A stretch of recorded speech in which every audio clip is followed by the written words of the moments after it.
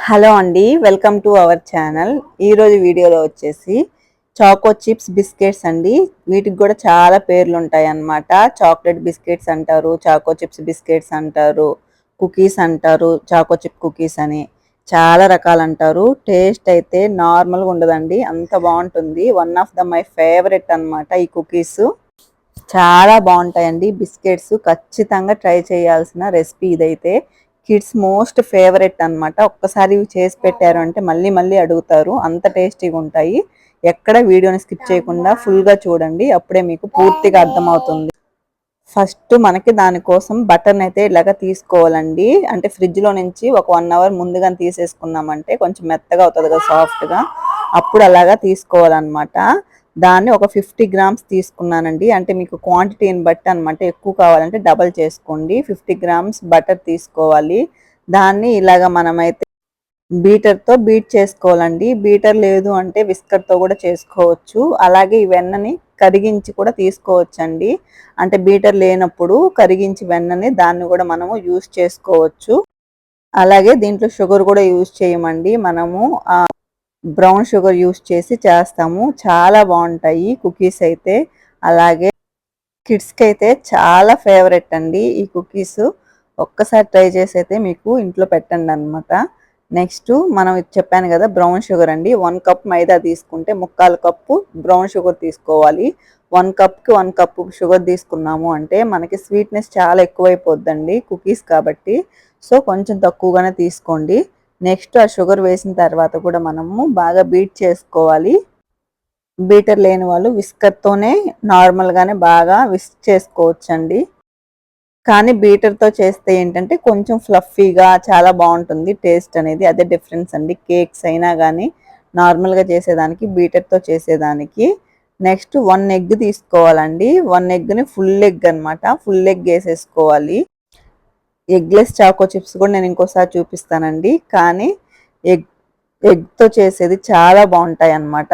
Cake అయినా కానీ biscuits అయినా కానీ. ఎందుకంటే ఒక స్మూత్నెస్ వస్తుందండి. ఎగ్ వేస్తే కొంచెం ఫ్లఫీగా రావడము, స్మూత్నెస్ వస్తుంది.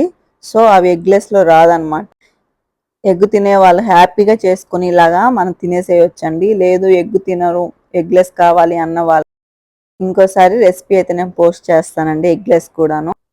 ఇంట్లో కేక్స్ చేయాలి, అలాగే బిస్కెట్స్ చేయాలి, పిల్లలకి అప్పుడప్పుడు చేసి పెట్టుకోవాలి అనుకునే వాళ్ళు ఒక బీటర్ అయితే తీసుకోండి. ఒక బీటర్ ఉంటే చాలా మంచిది. చాలా రకాలుగా యూజ్ అవుతుందండి. 1500-1600 పడుతుంది అనమాట.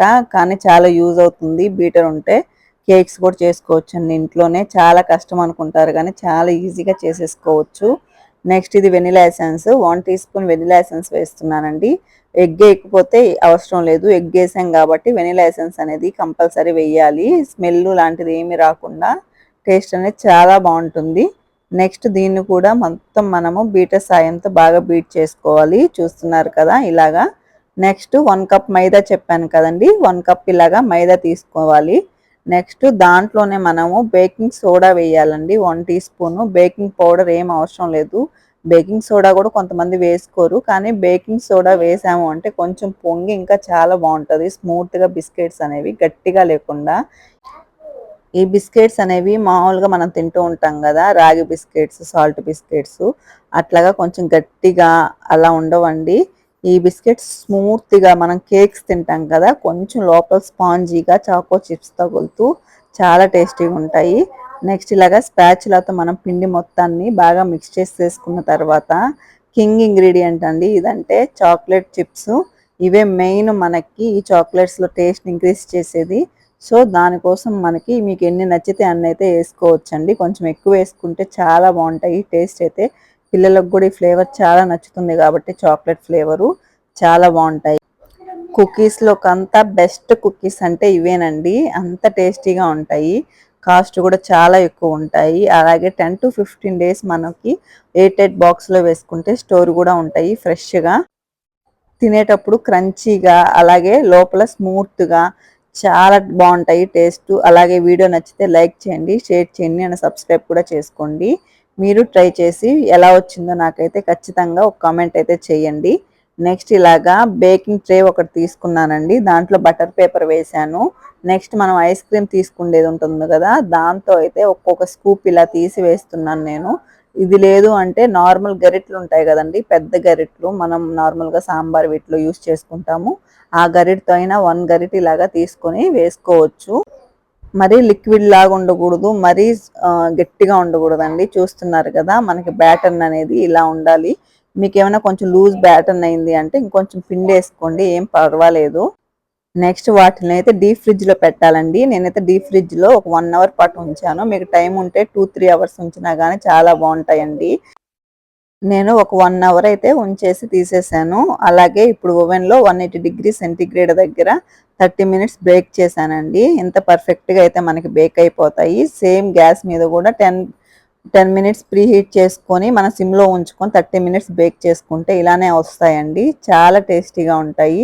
చూస్తున్నారు కదా ఎంత బాగున్నాయో. మీకు ఇంత లావు వద్దు అనుకుంటే కొంచెం బ్యాటర్ని తీసుకొని కొంచెం పల్చగా కూడా చేసుకుంటే బిస్కెట్స్ టైప్ లో కూడా వస్తాయి అన్నమాట. తినేటప్పుడు లోపలి చాకో చిప్స్ తగులుతూ అసలు టేస్ట్ అయితే చెప్పలేమండి, అంత బాగుంటాయి.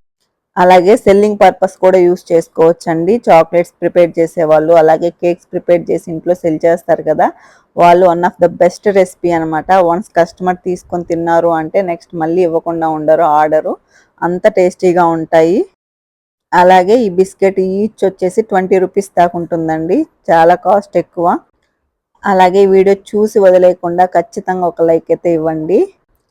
పిల్లలకి స్నాక్స్గా యూజ్ అవుతుంది, అలాగే పెద్దవాళ్ళకి ఈవినింగ్ స్నాక్స్గా కానీ అలాగే టీ టైంలో కానీ చాలా బాగుంటాయండి తినడానికి. అలాగే స్టమక్ ఫుల్గా అనిపిస్తుంది. మీ ఫ్రెండ్ అండ్ ఫ్యామిలీతో కూడా షేర్ చేయండి ఈ recipe. Thank you for watching.